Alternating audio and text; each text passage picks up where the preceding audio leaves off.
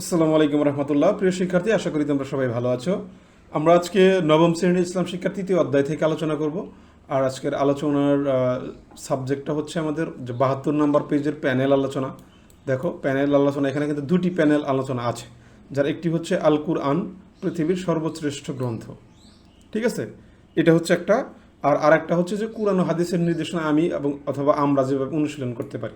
অর্থাৎ এখানে কিন্তু দুইটা আলোচনা আমাদের করতে হবে। বলছে যে উল্লেখিত শিরোনামগুলো আলোকে তোমরা শিক্ষকের নির্দেশনা মোতাবেক প্যানেল আলোচনা করে উপস্থাপন করো। প্যানেল মানে আমরা ধরো মনে করি গ্রুপ আকারে অ্যাকচুয়ালি আলোচনাগুলো করব। ঠিক আছে, সো আসো আমরা এটার সমাধানটা করে নিই। প্রথমটা হচ্ছে কি, আল কুরআন পৃথিবীর সর্বশ্রেষ্ঠ গ্রন্থ, এইটা সম্পর্কে আমরা প্যানেল আলোচনা করব। তো আসো আমি এখানে জাস্ট তোমাদের জন্য এটা লিখে রেখেছি। দেখো, প্যানেল আলোচনা। হ্যাঁ, আল কুরআন যে পৃথিবীর সর্বশ্রেষ্ঠ গ্রন্থ, এই বিষয়ে আমরা প্যানেল আলোচনা তুলে ধরছি। বলছে দল, এখানে দলে ভাগ করেছি আর কি আমরা। দেখো, বলছে যে প্রথম দল নাম্বার 1। দল নাম্বার 1-এ বলবে কি, যে এরকম যে কুরআন হচ্ছে আরবি শব্দ, এর অর্থ পঠিত। আল কুরআন পৃথিবীতে সবচেয়ে বেশি পঠিত কিতাব, তাই না? এটা কিন্তু সবচেয়ে বেশি পঠিত কিতাব। কুরআন মাজিদ সহজ ও সাবলীল ভাষায় নাজিলকৃত হয়েছে। এতে কোনো প্রকার অস্পষ্টতা বা জটিলতা নেই। অতি সাধারণ মানুষের কুরআন থেকে শিক্ষা গ্রহণ করতে পারে। এটা হচ্ছে মনে করো দলের 1 নম্বর দল থেকে কেউ বলবে। আর এক নম্বর দল নাম্বার 2 থেকে আরেকজন বলবে এরকম যে আল কুরআন বিশ্ববাসীর জন্য রহমত স্বরূপ।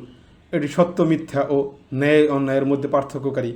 এই গ্রন্থ মানবজাতিকে সত্যের পথে প্রদর্শন করে এবং জীবনকে সুন্দরভাবে পরিচালিত করার উপদেশ প্রদান করে। আর একটা দল থেকে বলবে যে এরকম, পৃথিবীতে কুরআন হচ্ছে একমাত্র গ্রন্থ যার ব্যাপারে আল্লাহ চ্যালেঞ্জ ছুড়েছেন মানুষের প্রতি, যে কুরআন ছাড়া অদ্বিতীয় কোনো গ্রন্থের ব্যাপারে নির্ভুল বলে চ্যালেঞ্জ দেওয়া হয়নি। আল্লাহ বলেন, এটা সেই গ্রন্থ যাতে কোনো সন্দেহ নেই, মুত্তাকিনদের জন্য এটা হচ্ছে পথ নির্দেশক। ঠিক আছে, মানে এতটা বিশুদ্ধ কুরআন।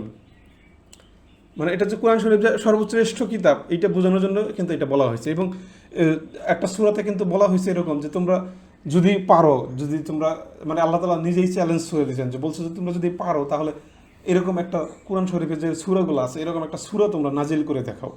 সারা পৃথিবীর মানুষকে চ্যালেঞ্জ করে দিয়েছে। আজ পর্যন্ত ধরো এই যে 14.5 বছরের বেশি বয়স হয়ে গেছে কোরআন শরীফের, এখনও পর্যন্ত কিন্তু কেউ এমন একটা সূরা কিন্তু মানে পড়তে পারেনি আর কি, সূরা কিন্তু লিখতে পারেনি, বলতে পারেনি। ঠিক আছে, এরপর হচ্ছে দল 4 নম্বর দলে কি বলতে পারবে, যে বলছে যে আল কুরআন এমন একটি কিতাব যার মধ্যে কোনো প্রকার সন্দেহ নাই, আজ পর্যন্ত একটি অবিকৃত রয়েছে। কেউ এর একটি অক্ষর, শব্দ বা হরকত পরিবর্তন করতে পারেনি। এটি যেভাবে নাজিল হয়েছিল আজও ঠিক সেভাবেই বিদ্যমান আছে। আর কিয়ামত পর্যন্ত এই গ্রন্থ অবিকৃতই থাকবে, কেননা এর সংরক্ষণ স্বয়ং আল্লাহ তাআলা। মানে এটা কতটা মানে গুরুত্বপূর্ণ, যে এইটা মনে করো সেই 1450 বছরের আগে যেরকমভাবে নাজিল হয়েছিল হযরত মুহাম্মদ সাল্লাল্লাহু আলাইহি ওয়াসাল্লামের উপরে, সেরকমই রয়েছে, একটা অক্ষরও পরিবর্তন হয় নাই। ঠিক আছে, দেখো আমরা যখন একটা কোনো কিছু কাজ করি, ঠিক আছে, সেটা কিন্তু একজনের কাছে গেলে আর একজনের কাছে গেলে সেটা মানে বিকৃত হয়ে যায়। আমি তোমাকে একটা যদি কথা বলি, সেটা আরেকজনের কাছে কিন্তু বিকৃত হয়ে যায়। কিন্তু হযরত মুহাম্মদ সাল্লাল্লাহু আলাইহি ওয়াসাল্লামের কাছে আল্লাহ তাআলা যেই কথাগুলো বলেছিল সেটা এখনও পর্যন্ত সেম রয়েছে, এবং পৃথিবী যতদিন থাকবে ততদিন পর্যন্ত এটা সেম থাকবে। কারণ কি, এটা আল্লাহ তাআলা নিজেই সংরক্ষণ করে মানে সংরক্ষণ করার চ্যালেঞ্জ দিচ্ছে। তার মানে মানে কোরআন শরীফ যে পৃথিবীর সর্বশ্রেষ্ঠ যে গ্রন্থ, এটা কিন্তু আমরা বুঝতে পারলাম। ঠিক আছে, তো এই হচ্ছে আমাদের প্যানেল আলোচনা। আর একটা কি আলোচনা আমরা করব, আরেকটা হচ্ছে যে কোরআন হাদিসের নির্দেশে আমি এবং আমরা কীভাবে তা অনুশীলন করতে পারি। প্যানেল আলোচনার আর একটা বিষয় হচ্ছে যে কোরআন হাদিসের নির্দেশনা মেনে আমি অথবা আমরা কীভাবে সেটা অনুশীলন করতে পারি, তাই না? এখানে দেখো জাস্ট এইটাও দলে দলেই বা লেখা আছে। এটা বলছে যে দল 1-এ কি বলছে, যে পবিত্র কোরআনের জ্ঞান অর্জনের তাগিদ দেওয়া হয়েছে, তাই আমরা জীব ও জগতের কল্যাণের জন্য জ্ঞান অর্জন করব এবং তা জীবনের প্রতিটি ক্ষেত্রে চর্চা অব্যাহত রাখব।